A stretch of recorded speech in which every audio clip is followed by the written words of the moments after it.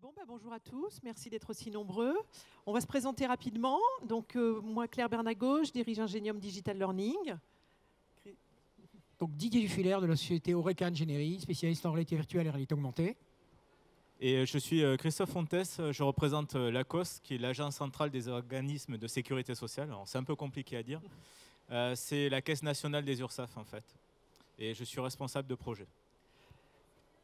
Donc, on va te laisser la parole, Christophe, pour que tu puisses revenir sur le besoin que tu as exprimé. Puis après, on va présenter la solution qu'on a développée tous ensemble. Alors, dans la branche recouvrement, on est 14 000 collaborateurs et on cherche en permanence des moyens innovants de former nos collaborateurs et surtout de donner de l'adhérence à des sujets qui n'en ont pas en général. Donc, on a décidé de réaliser un POC sur deux sujets. Le premier, c'est la sécurité du système d'information, avec savoir réaliser un mot de passe, le protéger, la sécurité des données, comment identifier un mail frauduleux. Donc ça, on a développé un jeu vidéo complètement interactif. Et deuxième sujet qu'on avait à développer, c'était la déontologie, puisque c'est un vrai sujet chez nous qu'il fallait que l'on traite. Et là, on a choisi de développer un format de serious game sur le format de l'escape game. Et donc, c'est pour ça qu'on a rencontré Ingenium et Oreca qui nous ont aidés à développer ce jeu. Alors, on est sur un escape game qui va venir enrichir le présentiel. Donc, c'est là où c'est innovant, c'est-à-dire qu'on va vraiment faire jouer des équipes dans le présentiel, dans des solutions de réalité virtuelle, de réalité augmentée, etc. Donc, c'est ce qu'on va vous présenter. Alors, l'intérêt du jeu en formation, il est plus à prouver, hein, vous savez tout ce que ça peut apporter. Là, on cherchait aussi à faire du team building et à partir de l'expérimentation pour remonter ensuite vers les concepts. Donc le scénario d'utilisation, c'est un jeu qui se joue sur 1 heure. On est sur des équipes de 5 personnes et pour l'instant, on est jusqu'à 4 ou 5 équipes dans la même salle, c'est ça? D'accord. Voilà. Et le formateur a un guide de jeu, puisque le formateur va prendre le rôle de maître du jeu dans cette partie de la formation. Alors, l'équipement au niveau des équipes. On n'est pas dans un escape game où on va demander aux équipes de bouger dans la salle et d'aller chercher derrière les affiches collées, etc., des indices. Chaque équipe est autour d'une table. Chaque équipe a une tablette à l'intérieur de laquelle on va retrouver des espaces en réalité virtuelle. On va pouvoir utiliser de la réalité augmentée. Et chaque équipe a des kits d'objets. Et ces kits d'objets, on va vous en parler après, puisque quand Christophe va vous parler du scénario, vous allez comprendre que ces kits d'objets, c'est une partie de la théâtralisation du jeu et ça prend tout son sens par rapport au scénario qu'on a imaginé ensemble. Alors, Christophe, je vais te laisser justement peut-être expliquer le scénario qu'on a imaginé. Alors, il y a une petite mise en contexte au démarrage du jeu, c'est qu'on réunit les collaborateurs dans une salle et on leur explique qu'il y a un tweet qui est parti dans la nature qui semble mettre en cause la délivrance d'un marché public.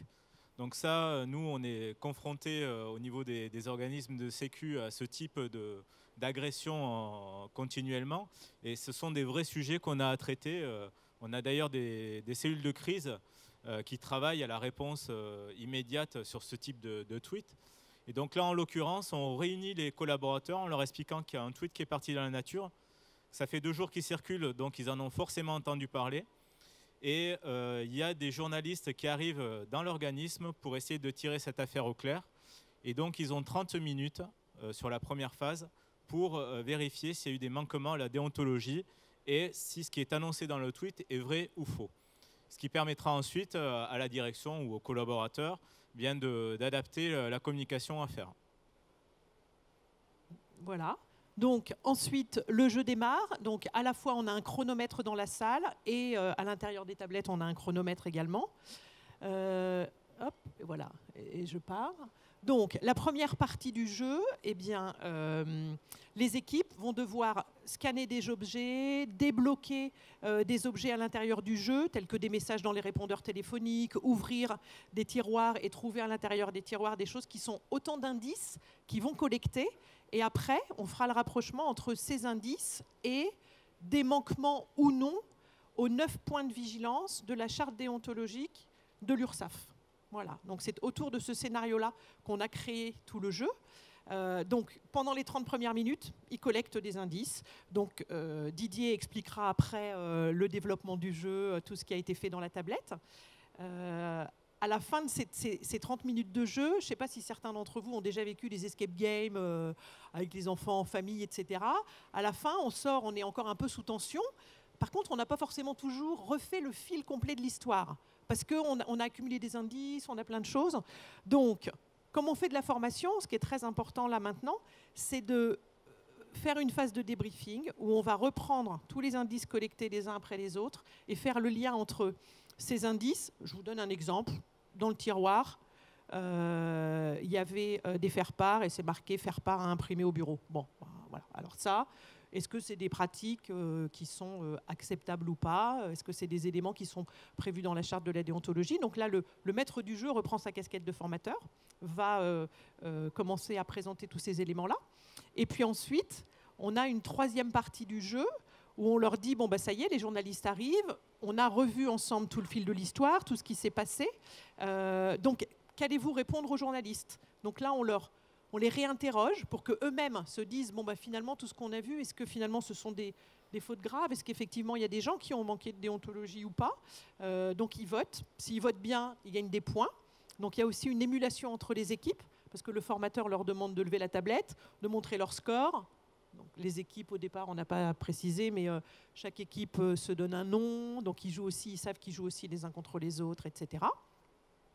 Donc là, ils peuvent remarquer des points. Et puis après, on leur fait à nouveau, puisque vous savez quand même qu'il y a des grands principes dans la formation, pour ancrer les choses, il faut de la répétition.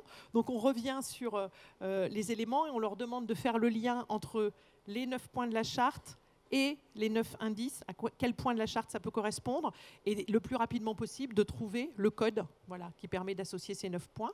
Ça leur permet à nouveau de gagner des points. Et puis, vas-y. Alors dans le scénario, on voulait quand même un cas qui est pas trop grave.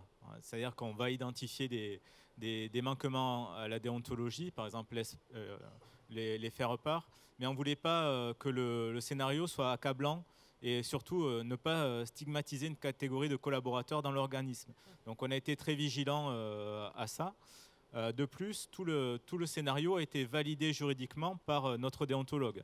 Donc ça a été une phase très importante, puisqu'on ne voulait pas laisser de place à des éléments qui n'avaient pas lieu d'être sur la déontologie. On ne voulait pas laisser d'espace flottant. Donc ça a été très important et ça a été le plus gros du travail avec les équipes d'Ingenium, de valider ce scénario, de le sécuriser. Voilà. Et puis le jeu se termine avec la dernière chance, possibilité encore de gagner des points en associant à nouveau les éléments avec les 3 grands chapitres de la charte déontologie. Voilà. Alors, Didier, peut-être tu peux reprendre la parole. On va vous montrer en images ce que ça donne. Et puis après, si vous voulez venir jouer un peu avec la tablette, on vous donnera le numéro du stand pour que vous puissiez venir expérimenter tout ça. Donc la problématique qu'on avait, c'était effectivement comment amener des gens autour d'une table à se retrouver dans des environnements les plus réalistes possibles. L'idée, il y a plusieurs outils possibles. L'idée, c'est de partir d'une tablette, parce que c'est ce qui était le plus simple, et comme on vous devait dupliquer dans plusieurs groupes. Et à travers une tablette, il y a des choses intéressantes qu'on peut faire. Donc c'est virtualiser un environnement, se balader dans un environnement. Quand on parlait d'ouvrir le tiroir, on va ouvrir les tiroirs dans un environnement virtuel. On va aller sur l'ordinateur, taper sur l'ordinateur avec la tablette. On va récupérer de l'information, récupérer des indices.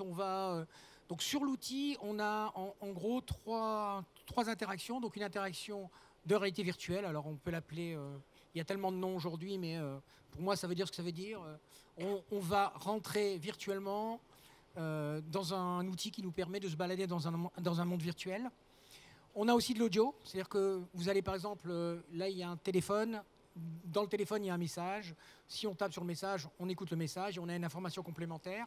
Et on a de la réalité augmentée, c'est-à-dire qu'on couple la réalité augmentée qui part de la tablette avec la caméra et un outil intermédiaire. On va aller chercher dans le matériel qu'on a sur la table, on va faire des interactions entre le matériel, donc on va regarder un matériel. Si on fait des couples de matériel, on aura des informations complémentaires. On va aller décrypter une image, une photo, grâce à la réalité augmentée. Donc le gros intérêt, c'est qu'on va lier pendant le scénario tous ces outils, et il y a un passage des différents outils qui dynamisent encore plus le jeu. Et surtout, on peut donc créer n'importe quel type d'environnement très facilement et modifier les environnements aussi simplement. Alors si je peux compléter, ce qu'on cherchait à faire, c'est aussi apporter un effet waouh au jeu. Parce qu'on est 14 000 collaborateurs, on a des collaborateurs qui ont entre 20 et 60 ans. On a parfois une posture managériale qui est un peu compliquée avec tout ce qui est innovant, digital, enfin qui sort du cadre traditionnel du PowerPoint de 250 pages. Donc il a fallu qu'on travaille sur cet aspect waouh. Et un des éléments qui est intéressant et qui apporte cet effet waouh, c'est que les objets que l'on a sur la table représentent des objets de bureau qu'on retrouve dans la tablette. Donc de suite, la connexion se fait. Par exemple, il y a une énigme avec un cadre photo et on retrouve bien le cadre photo sur le bureau. Et tous ces éléments contribuent à une immersion et une appropriation du jeu qui est quasi immédiate. Alors après, comme culturellement, nous on débute dans les serious games et puis sur l'innovation, tout du moins sur ces outils-là, on a quand même une phase un peu compliquée au démarrage du jeu où il faut qu'on explique les interactions. Et il faut qu'on passe du temps à débriefer sur les orientations du jeu, comment on joue, parce que tout le monde n'est pas rodé aux escape games, tout le monde n'est pas rodé à utiliser une tablette. Donc on a ce petit temps d'appropriation qui est finalement un complément dans le jeu, mais qui n'est pas pénalisant puisqu'il est en dehors des 30 minutes. Pour que les choses se passent bien, on est obligé de le faire ça. Sinon, on aura toujours des collaborateurs qui ne vont pas être immergés dans le jeu. Alors peut-être que tu peux nous partager le premier retour d'expérience, puisque ça a été testé déjà auprès de plusieurs groupes. Alors on a fait 3 tests. Premier test auprès de collaborateurs, plutôt des jeunes collaborateurs, qui étaient très emballés. Ils ont de suite été en immersion dans le jeu. Sur les règles de la déontologie, ils n'avaient pas forcément les éléments, mais bon, finalement ça fait appel à des éléments de bon sens. Donc ils ont pu résoudre l'énigme dans les temps impartis. Pour l'instant, on n'a personne qui a dépassé les délais. Ils ont trouvé le jeu très bien, très immersif, donc il n'y a pas eu de souci de ce côté-là. Et là, on est en train de le faire tester à notre comité de direction, puisque avant de le généraliser, on est obligé de passer par cette étape-là. Donc là, hier, on l'a fait tester à notre directeur délégué, qui est quand même le numéro 2 de notre organisme, et qui s'est vraiment pris au jeu. Et qui a vraiment apprécié toutes les mécaniques de jeu, qui a validé le scénario. Donc ça, c'était très important parce que si un des éléments n'était pas conforme à la politique de notre branche, eh ben, ça remettait tout en cause. Et les interactions avec les tablettes sont vraiment un plus. Et c'est ce qui apporte l'effet waouh. Parce qu'on aurait pu se passer de tablettes et d'éléments virtuels, mais finalement, on aurait été... sur un élément, on aurait un arrière-goût de choses qui n'étaient pas achevées. Tandis que là, on retrouve bien l'environnement des bureaux, on circule dans les bureaux. On a inséré aussi des petites blagues qui marchent bien. On s'était fait des blagues avec Oreca. On a intégré le numéro de téléphone d'un des collaborateurs d'Oreca. On a masqué un chiffre. Ça n'a rien à voir avec le jeu, mais tout le monde essaie de trouver le numéro, pensant que c'est une énigme. Donc ça fait gagner du temps, enfin ça leur fait perdre du temps et nous ça a répondu à nos objectifs. Donc là, côté comité de direction, a priori c'est validé. Donc deuxième étape, en interne on travaille à la communication sur le projet, puisque comme je vous l'ai dit, il faut qu'on travaille sur la posture managériale, il faut qu'on porte ce sujet-là pour les 14 000 collaborateurs. Donc ça représente à peu près 25 sites dans toute la France. Donc c'est pour ça aussi qu'on a choisi un format transportable. Donc des boîtes archives, des tablettes, des choses qu'on peut dupliquer ou porter facilement. Et donc ça, c'est la deuxième étape et on espère bien pouvoir le déployer d'ici le mois de juin. Donc la prochaine étape, c'est la com, plus la formation des maîtres du jeu. Donc nous, on n'utilise pas formateur, c'est peut-être un peu plus valorisant, mais on va former une 50aine de maîtres de jeu pour pouvoir déployer ce serious game dans toute la France. Donc en plus, on fournit un kit par organisme, donc 5 tablettes avec également des kits, les kits d'objets. Voilà. Alors juste pour... il y a une chose hyper importante. Nous, on est plutôt des gens qui venons de la réalité virtuelle, la réalité augmentée. Et quand on nous a posé la question sur un projet comme celui-ci, le gros intérêt pour réussir un projet comme celui-ci, c'est d'avoir des métiers vraiment d'expertise. Là, donc on a travaillé avec Ingenium sur ces sujets-là, parce que le ludique et l'interactif, c'est hyper intéressant et hyper complémentaire. Et quand un projet comme ça marche, c'est parce qu'il y a un trio. Et on voulait remercier Akos parce qu'ils sont vraiment rentrés dans le jeu dès le départ et ils ont amené une grosse valeur ajoutée. On n'aurait pas un jeu aussi bien fait s'il n'y avait pas un trio et une valeur ajoutée technique associée. Et ça, c'est hyper important. Absolument. Merci. Bon, les remerciements sont réciproques. Hein. Parce que sans la technique, on n'aurait abouti à rien. Parce que nous, on n'a pas ce type de compétences en interne. On a des développeurs. Bon, ça va très bien pour des pages web ou nos outils internes de prod, mais pour développer la réalité augmentée ou virtuelle, enfin ce qu'on veut, c'est autre chose. C'est un autre métier. Alors, est-ce que vous avez des questions? C'est toi qui fais la salle. Bonjour, Hélène Béatrice Gros de la NFA. Je suis responsable d'un projet qui développe aussi ce genre d'outils pour la branche des services automobiles. La question que je me pose, c'est sur les phases d'ancrage de vos objectifs pédagogiques. Comment vous les avez travaillés dans le deuxième temps de vos jeux? Donc il y a le jeu qui met en contexte, qui creuse tout ça, mais sur l'objectif pédagogique de maîtriser, connaître tout ce qui va sur cette charte déontologique. Alors on a mis en place une équipe projet. Alors, dans la gouvernance du projet, on a un comité de pilotage avec des représentants du CODIR qui ont donné les axes stratégiques, donc la déontologie. Et ensuite, on a travaillé avec notre déontologue sur tout l'aspect pédagogique. Puisque en fait, ce Serious Game vient en complément ou en introduction d'une formation qui est plus aboutie. Donc on s'est posé la question avec l'équipe projet de quels étaient les axes qu'on voulait développer en priorité et quels étaient les éléments qu'on voulait faire retenir aux collaborateurs de façon immédiate. Donc c'est pour ça qu'on a retenu cette histoire des 9 points de la charte déontologique.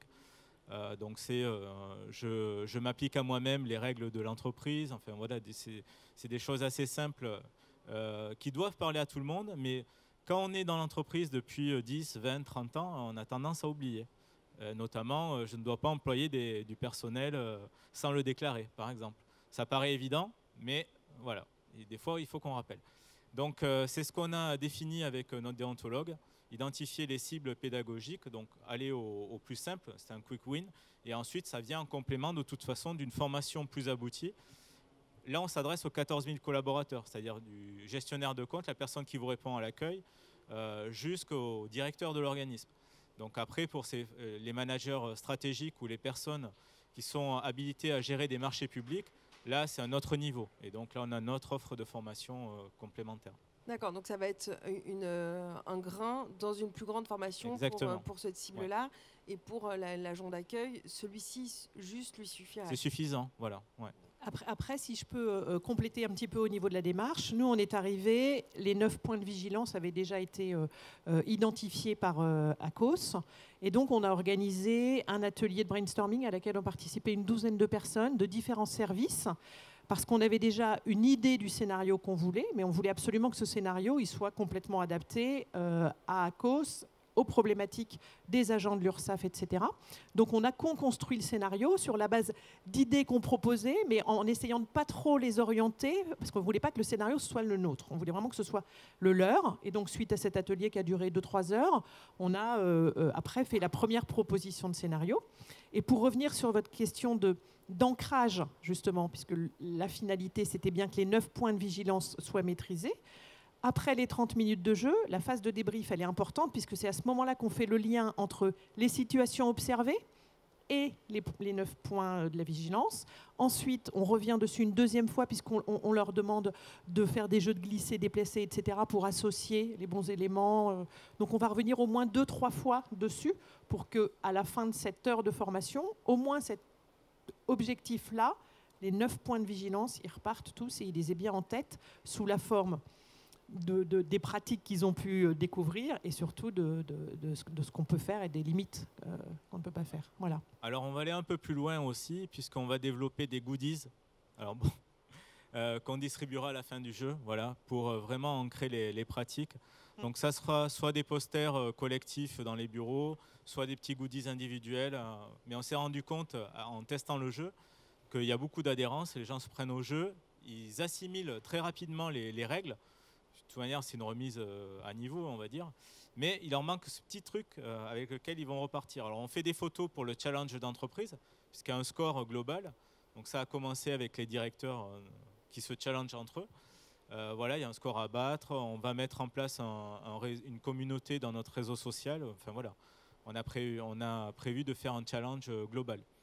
Et même à la fin de ce challenge, excuse-moi, on aura des ex-aequo.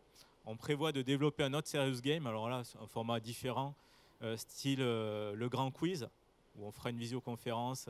On posera des questions, on éliminera au fur et à mesure les équipes. Et les 5 qui resteront viendront à Paris, et puis on fera un événement spécial. Voilà. Et là, ça prouve qu'ils ont bien compris que c'était un jeu de formation, parce que la trace à la fin de la formation, qu'elle soit digitale ou qu'elle soit présentielle, de toute façon, s'ils repartent sans rien, il y a de la frustration. Et là, ils demandent aussi à la fin du jeu la trace de ce qu'ils ont appris. Voilà. Donc, à ce niveau-là, l'objectif est atteint aussi.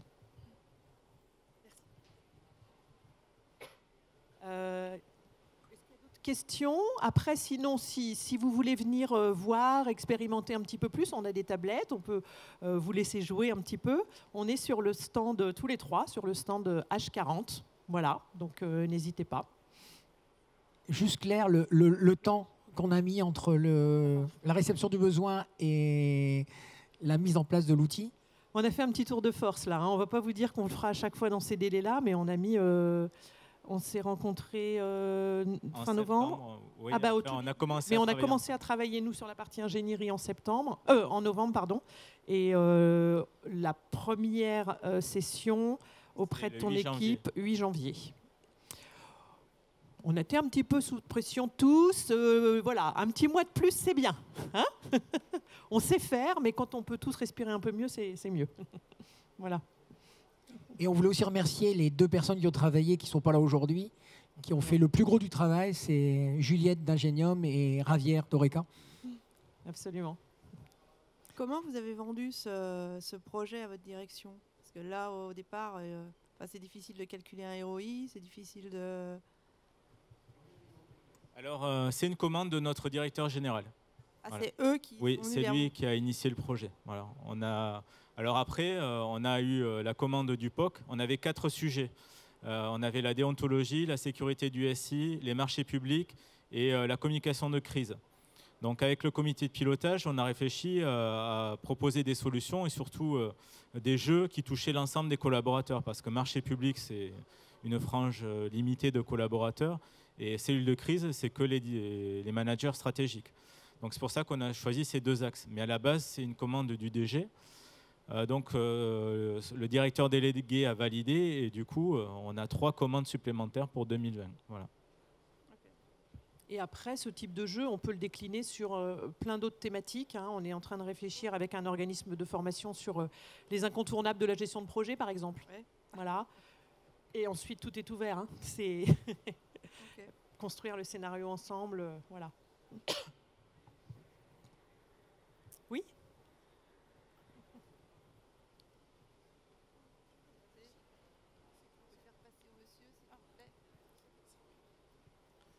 Tout simplement, combien ça vous a coûté?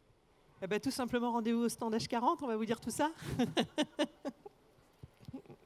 Une estimation peut-être Oui, au stand H40. En plus, on se connaît, Maëlle.